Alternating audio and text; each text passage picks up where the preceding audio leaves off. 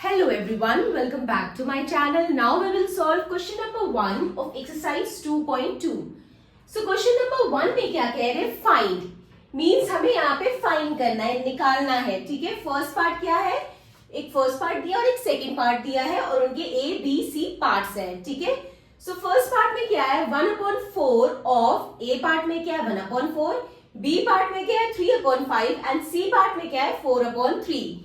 Okay, सो मैंने आप लोग को इंट्रोडक्शन में बताया था कि ऑफ का मतलब होता है मल्टीप्लिकेशन. ठीक है, किसी भी क्वेश्चन में अगर ये लिखा रहे कि 2/3, मैं एक एग्जांपल बता रही हूँ कि लाइक 2/3 ऑफ 4/6 लिखा है. ठीक है, तो ऑफ का मतलब होता है मल्टीप्लिकेशन. ठीक है, मतलब हमें यहाँ पे मल्टीप्लाई करना होगा.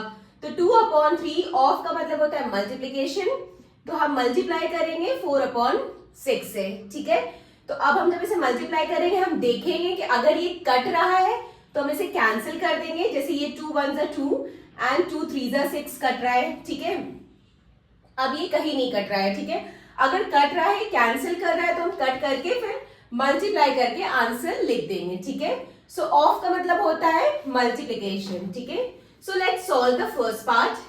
फर्स्ट पार्ट में क्या है? 1/4 ऑफ A पार्ट क्या है? 1/4. ठीक है, तो फर्स्ट पार्ट हम पहले करते. A पार्ट में क्या है? 1/4 ऑफ का मतलब क्या होता है? मल्टीप्लिकेशन. तो 1/4 ऑफ 1/4 क्या हो गया? 1/4 इंटू 1/4. तो ये क्या आ जाएगा?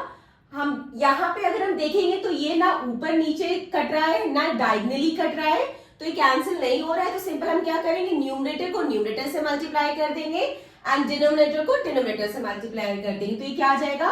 1 इंटू 1 क्या हो जाएगा? 1. 4 4 16. तो 1/16 इसका आंसर हो जाएगा. ठीक है, now B part. B part में क्या है? 1/4 ऑफ 3/5. ऑफ का मतलब होता है मल्टीप्लाई, तो 1/4 इंटू 3/5. अब यहां पे भी हम देख रहे हैं ना तो ये डायगनली कट हो रहा है ना ये ऊपर नीचे कट हो रहा है, तो इसको हम सिंपल मल्टीप्लाई करके लिख देंगे. तो ये क्या आ जाएगा? 3 1s are 3 and 5 4s are 20. Okay, now C part. C part क्या है? 1/4 ऑफ 4/3. तो ये क्या हो गया? 1/4 ऑफ का मतलब मल्टीप्लाई इंटू 4/3. अब यहां पे देख लिए डायगनली यहां तो नहीं कट रहा है बट यहां पे ये 4 4 कैंसिल हो रहा है. तो जहां पे कैंसिल हो रहा है हम कैंसिल कर देंगे. 4 1s are 4 and 4 1s are 4. तो ये क्या आ जाएगा? फिर क्या बचेगा हमारे पास? 1/3 इसका आंसर हो जाएगा. ठीक है, यहां पे सब कैंसिल हो गया तो 1/3 बच रहा है, तो 1/3 इसका आंसर आ जाएगा. या तो आप डायरेक्ट इन दोनों को मल्टीप्लाई कर दीजिए फिर आप कैंसिल करिए, या आप पहले कट करिए. दोनों वेज में आंसर सेम आएगा. ठीक है, कहने का मतलब जैसे ये 1/4 इंटू 4/3 था तो इसको हम क्या लिख सकते हैं? 4/12. ठीक है, अगर हम इन दोनों को मल्टीप्लाई कर देते 1/4 और 4/3 को अगर हम मल्टीप्लाई कर देते तो क्या आता? 4/12 एंड देन उसके बाद अगर हम कट करते तो क्या आता? 4 1s are 4 4 3s are 12. तो तब भी आंसर जो है 1/3 आया है. चाहे आप पहले कट कर दीजिए चाहे मल्टीप्लाई करने के बाद कट करिए, दोनों वेज करेक्ट है, दोनों में आंसर सेम आएगा. ओके, नाउ फर्स्ट पार्ट हो गया है. अब सेकेंड पार्ट. सेकेंड पार्ट में ए पार्ट क्या है? 1/7 ऑफ 2/9. तो 1/7 ऑफ का मतलब मल्टीप्लाई इंटू 2/9. तो ये क्या आ जाएगा? ये कहीं कैंसिल नहीं हो रहा, ऊपर नीचे डायगनली कहीं नहीं कट हो रहा है, तो simply we multiply it. Numerator को न्यूमरेटर से मल्टीप्लाई कर देंगे एंड डिनोमिनेटर को डिनोमिनेटर से मल्टीप्लाई कर देंगे. तो ये क्या आ जाएगा? 2 1s are 2 upon 7 9s are 63. तो ये आंसर हो गया. Now B part. B part में क्या है? 1/7 ऑफ 6/5. तो 1/7 into 6/5.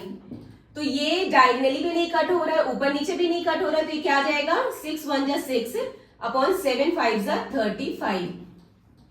So 6/35 is the answer. Now C part. C part में क्या है? 1/7 of means multiply 1/7 of 3/10. So ये भी ऊपर नीचे डायगनली नहीं कट हो रहा है तो हम इसे सिंपल मल्टीप्लाई कर देंगे. तो 3 1s are 3 and 7 10s are 70. तो 3/70 इसका आंसर आ गया। ओके, सो क्वेश्चन बहुत ही सिंपल था, बट बस आपको देखना है क्वेश्चंस में क्या कह रहे हैं एंड देन उसके अकॉर्डिंगली सॉल्व करना है। Okay, so this completed our question number 1. Now question number 2 in the next video. Bye bye, take care.